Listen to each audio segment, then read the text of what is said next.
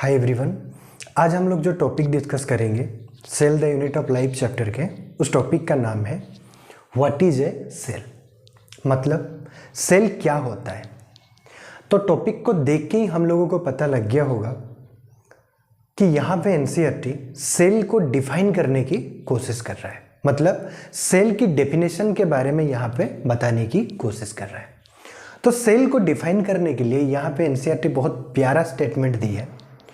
वो स्टेटमेंट है, cell is the fundamental structural and functional unit of life. Life लिखो या लिविंग ऑर्गेनिजम्स लिखो, दोनों एक ही चीज़ है। एनसीईआरटी में लाइफ के बदले लिविंग ऑर्गेनिजम्स लिखा है।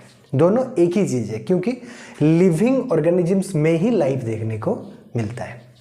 और फंडामेंटल के मतलब बेसिक्स, फंडामेंटल या बेसिक्स ये दोनों एक ही चीज़ है। पिछले लेक्चर में मैं बताया था कि सेल को बेसिक यूनिट ऑफ लाइफ भी बोला जाता है। क्यों बोला जाता है? हर एक लिविंग ऑर्गेनिजम्स में, हर एक जिंदा चीज में सेल प्रेजेंट होता है without any exception.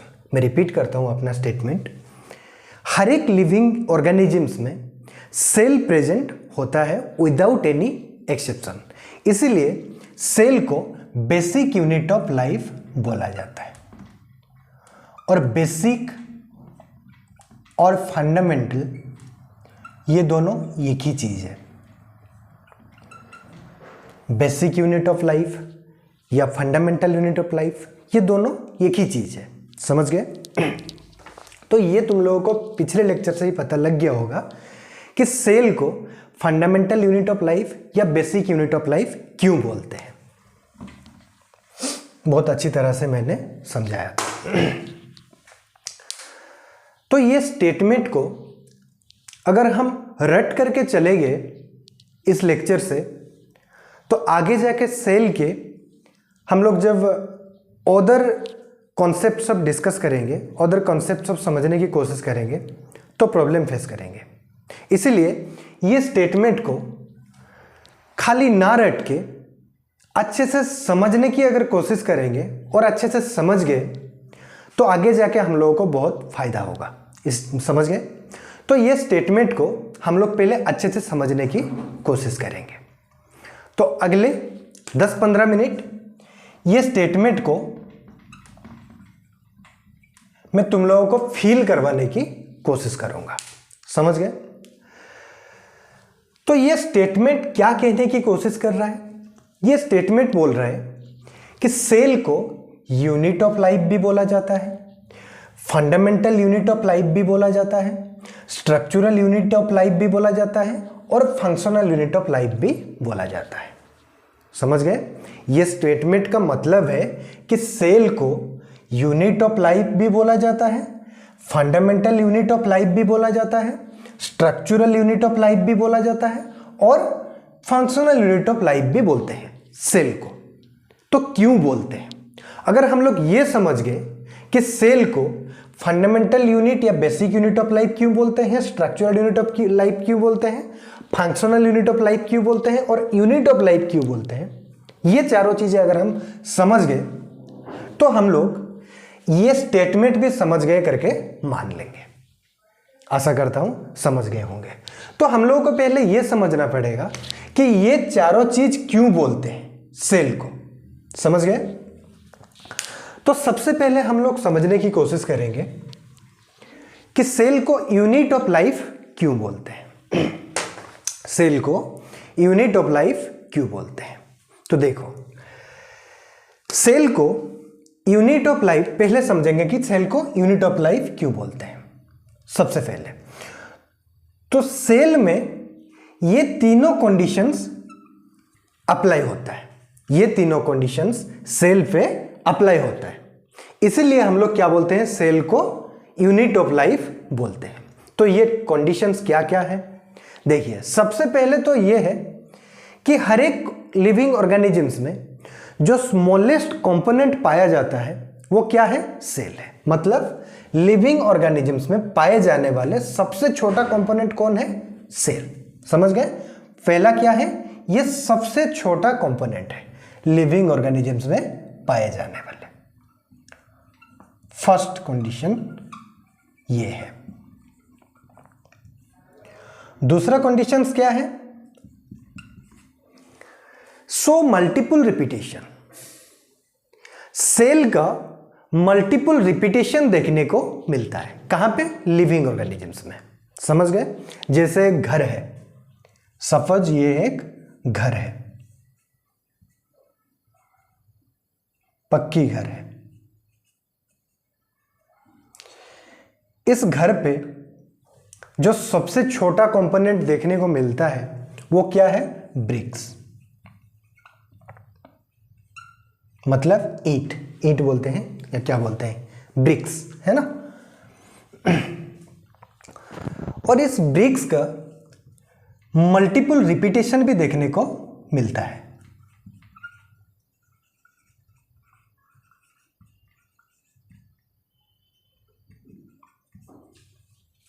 Multiple repetition भी देखने को मिलता है, मतलब इस ब्रिक्स का मल्टीपल रिपीटेशन से यह घर बना है। सिमिलरली सेल का जो कि स्मॉलेस्ट कंपोनेंट है लिविंग ऑर्गेनिजम्स में पाए जाने वाले, उस सेल का मल्टीपल रिपीटेशन से ऑर्गेनिजम्स फॉर्म होता है। समझ गए? सेल का मल्टीपल रिपीटेशन देखने को मिलता है लिविंग ऑर्गेनिजम्स में। समझ गए? तो मल्टीपल रिपीटेशंस भी देखने को मिलता है सेल का। थर्ड कंडीशन क्या है? ये सेल जिसको हम क्या बोलते हैं? स्मॉलेस्ट कंपोनेंट बोलते हैं।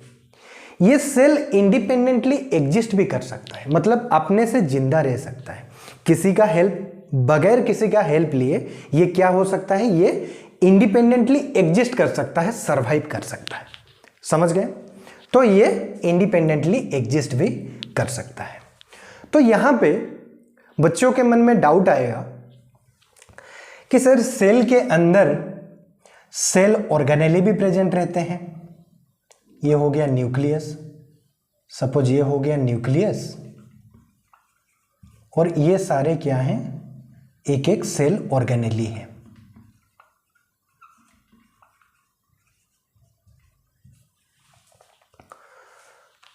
तो बच्चे पूछेंगे कि सर सेल से छोटे तो सेल ऑर्गेनेली होते हैं, और हर एक सेल के अंदर बहुत सारे सेल ऑर्गेनेली रहते हैं, और सेल ऑर्गेनेली सेल से छोटे होते हैं साइज में।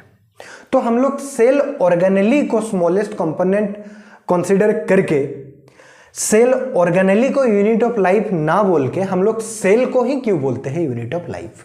ये वैलिड क्वेश्चन है, बहुत अच्छा क्वेश्चन है। लेकिन मैं पिछले लेक्चर में ये बता चुका था कि सेल से छोटे कंपोनेंट सेल से अलग होकर कभी भी इंडिपेंडेंटली एग्जिस्ट नहीं कर सकते, सरवाइव नहीं कर सकते। सेल ऑर्गेनेली तब तक जिंदा है जब तक सेल के अंदर है। जब हम लोग सेल ऑर्गेनेली को सेल से बाहर निकाल देंगे तो सेल ऑर्गेनेली जिंदा नहीं रह सकता, ना कि रिमेनिंग स्ट्रक्चर, सेल का रिमेनिंग स्ट्रक्चर, सेल से ऑर्गेनेली अलग होने के बाद जो रिमेनिंग स्ट्रक्चर रहेगा वो रिमेनिंग स्ट्रक्चर भी जिंदा नहीं रह सकता, ना कि सेल ऑर्गेनेली भी जिंदा रह पाएगा। समझ गए? तो जब तक एक कंप्लीट स्ट्रक्चर है सेल का, वो कंप्लीट स्ट्रक्चर ऑफ सेल ही जिंदा रह पाएगा। सेल में जो भी कंपोनेंट होना चाहिए, जो कि एक कंप्लीट स्ट्रक्चर ऑफ सेल कहलाता है, वो कंप्लीट स्ट्रक्चर ऑफ सेल ही इंडिपेंडेंटली एग्जिस्ट कर सकता है। समझ गए? इसीलिए दुनिया में यूनिसेलुलर ऑर्गेनिजम्स भी एग्जिस्ट करते हैं, मतलब एक सेल से बने होने वाले ऑर्गेनिजम्स भी दुनिया में एग्जिस्ट करते हैं। लेकिन कभी भी ऐसा कभी भी नहीं देखेंगे आप कि माइटोकॉन्ड्रिया एक अलग सा ऑर्गेनिजम्स है जो कि दुनिया में देखने को मिलता है, या क्लोरोप्लास्ट एक दुनिया में देखने को मिलेगा इंडिपेंडेंटली एग्जिस्ट करने लाइक। ऐसा कभी नहीं होगा। समझ गए? तो एक कंप्लीट स्ट्रक्चर ऑफ सेल ही जिंदा रह सकता है, इंडिपेंडेंटली एग्जिस्ट कर सकता है। समझ गए? तो सेल से छोटे पार्टिकल्स कभी भी सरवाइव नहीं कर पाते। इसीलिए हम लोग सेल ऑर्गेनेली को स्मॉलेस्ट कंपोनेंट बोल के उसको यूनिट ऑफ लाइफ कंसीडर नहीं करते। आशा करता हूं समझ गए होंगे क्यों सेल को ही यूनिट ऑफ लाइफ बोलते हैं। तो सेल को क्यों क्या बोलते हैं? यूनिट ऑफ लाइफ बोलते हैं। क्यों बोलते हैं? ये स्मॉलेस्ट कंपोनेंट भी है ऑर्गेनिज्म से पाए जाने वाले, और इसका मल्टीपल रिपीटेशन भी देखने को मिलता है ऑर्गेनिजम्स में, और ये इंडिपेंडेंटली एग्जिस्ट कर सकता है। क्योंकि सेल ऑर्गेनली इंडिपेंडेंटली एग्जिस्ट नहीं कर पाते, सेल से अलग होकर अकेले अलग से इंडिपेंडेंटली एग्जिस्ट नहीं कर पाते, इसलिए हम लोग क्या बोलते हैं? सेल ऑर्गेनली को यूनिट कंसीडर नहीं करते। समझ गए? तो यूनिट ऑफ लाइफ किसको बोलते हैं? सेल को बोलते हैं, क्योंकि ये तीनों कंडीशन सेटिस्फाई होता है सेल पे। समझ गए? तो सेल को यूनिट ऑफ लाइफ क्यों बोलते हैं ये पता लग गया आप लोगों को। अभी देखते हैं कि फंडामेंटल यूनिट ऑफ लाइफ या basic unit of life cell को क्यों बोलते हैं। ये मैं पिछले लेक्चर में भी बता चुका था और लेक्चर के स्टार्टिंग में भी आप लोगों को बोल दिया। क्योंकि सेल हर एक लिविंग ऑर्गेनिजम्स में पाया जाता है विदाउट एनी एक्सेप्शन, सेल को क्या बोलते हैं? फंडामेंटल यूनिट ऑफ लाइफ या बेसिक यूनिट ऑफ लाइफ। समझ गए? और structural unit of life, structural unit of life भी किसको बोलते हैं? सेल को। क्यों? लिविंग ऑर्गेनिजम्स के मतलब हर एक ऑर्गेनिजम्स के स्ट्रक्चर किसके ऊपर डिपेंड करता है? सेल के ऊपर। जैसे कि हम अपने एग्जांपल ले लेते हैं, इंसान को ही देख लेते हैं। इंसान के अंदर सेल का ऑर्गेनाइजेशन कुछ अलग तरह का होता है, इसीलिए 2 हाथ, 2 पैर, 1 नाक, कान, ये सब देखने को मिलता है। सिमिलरली हम लोग अगर एक हाथी में देखेंगे, एलिफेंट में देखेंगे, तो वहां पे सेल का ऑर्गेनाइजेशन कुछ अलग तरह का होता है और नंबर ऑफ सेल्स भी वेरी करता है। इंसान के कंपैरिजन में एक हाथी में अगर देखेंगे तो नंबर ऑफ सेल्स बहुत ज़्यादा होगा और सेल का ऑर्गेनाइजेशन भी कुछ अलग तरह का देखने को मिलता है। इसलिए इंसान का स्ट्रक्चर और एक हाथी का स्ट्रक्चर में डिफरेंस रहता है।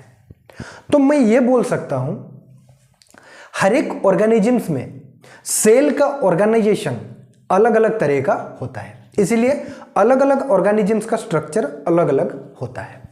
आशा करता हूं समझ गए होंगे। तो मैं ये बोल सकता हूं कि ऑर्गेनिजम्स का स्ट्रक्चर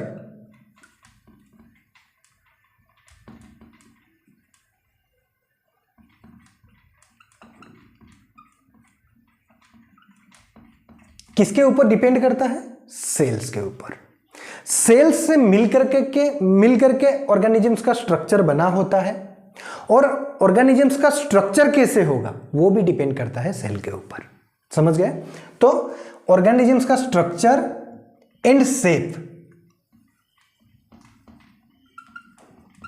किसके ऊपर डिपेंड करता है? सेल के ऊपर। इंसान का स्ट्रक्चर कैसे होगा, हाथी का स्ट्रक्चर कैसे होगा, एक क्रोकोडाइल का स्ट्रक्चर कैसे होगा, मतलब हर एक ऑर्गेनिजम्स का स्ट्रक्चर कैसे होगा, टाइगर का स्ट्रक्चर कैसे होगा, एलिफेंट का स्ट्रक्चर कैसे होगा, लायन का स्ट्रक्चर कैसे होगा, हर एक ऑर्गेनिजम्स का स्ट्रक्चर कैसे होगा वो डिपेंड करता है सेल का ऑर्गेनाइजेशन कैसे हुआ है, सेल का अरेंजमेंट कैसे हुआ है। और हर एक ऑर्गेनिजम्स का स्ट्रक्चर किससे मिलकर के बने होंगे? सेल से। समझ गए? तो ऑर्गेनिजम्स का स्ट्रक्चर भी और शेप भी किसके ऊपर डिपेंड करता है? सेल के ऊपर। इसीलिए हम लोग क्या बोलते हैं? सेल को स्ट्रक्चरल यूनिट ऑफ लाइफ भी बोलते हैं। आशा करता हूं समझ गए होंगे। और क्या बोलते हैं सेल को? सेल को बोलते हैं functional unit of life. Cell को फंक्शनल यूनिट ऑफ लाइफ भी बोलते हैं। क्यों? देखो, ऑर्गेनिजम्स बहुत सारे फंक्शंस परफॉर्म करता है, बहुत सारे नेसेसरी फंक्शंस जो कि कंपलसरी है उसको परफॉर्म करने के लिए, और वो बगैर परफॉर्म किए जिंदा नहीं रह सकता, सरवाइव नहीं कर सकता। जैसे कि डाइजेशन, एब्जॉर्प्शन, एक्सक्रीशन, समझ गए, रेस्पिरेशन,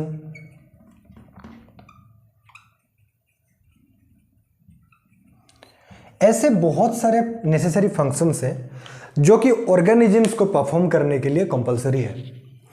ये सारे फंक्शंस बगैर परफॉर्म किए ऑर्गेनिजम्स कभी भी सरवाइव नहीं कर सकता। समझ गए?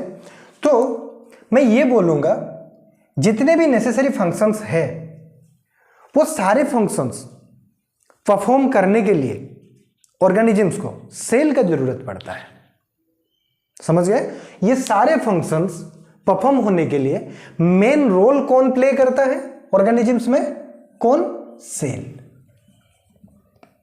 मेन रोल प्ले करता है। सेल ही मेन रोल प्ले करता है ये सारे नेसेसरी फंक्शंस को परफॉर्म करने के लिए। कहां पे? ऑर्गेनिजम्स में। एग्जांपल्स लेते हैं हम। देखो डाइजेशन का एग्जांपल्स में लेकर के आप लोगों को समझाता हूं। डाइजेशन हम लोग किसको बोलते हैं? Breakdown of food. Complex food को ब्रेकडाउन करके सिंपलेस्ट फूड में या सिंपल फूड में कन्वर्ट करने को हम लोग क्या बोलते हैं? डाइजेशन। तो breakdown of complex food into simple food, तो ब्रेकडाउन ऑफ फूड लिख देता हूं मैं सिंपली।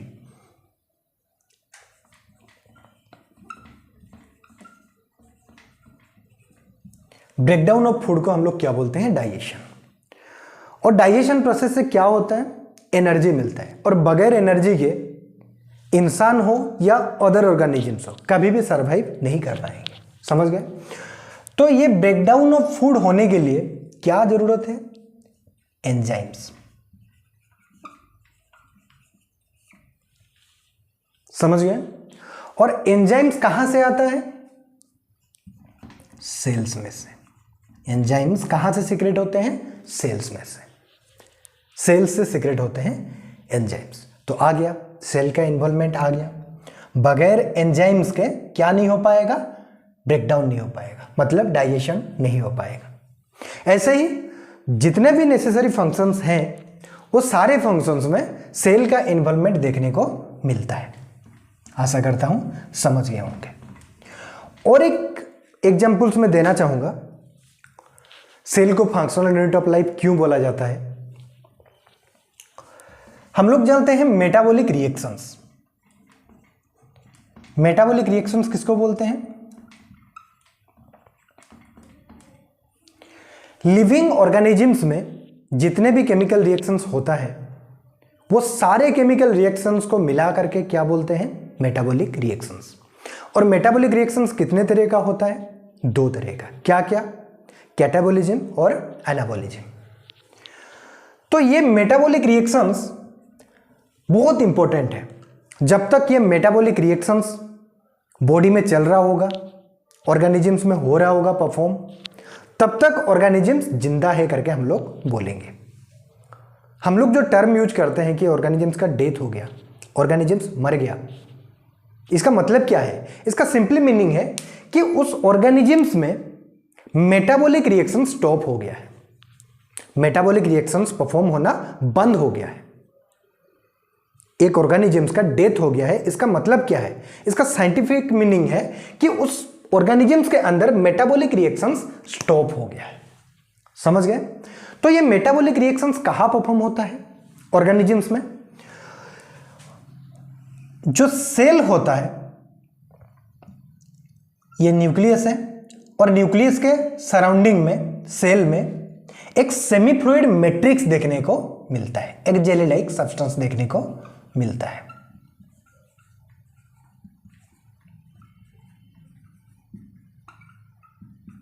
ये सेमी फ्लूइड मैट्रिक्स को क्या बोलते हैं? साइटोप्लाज्म।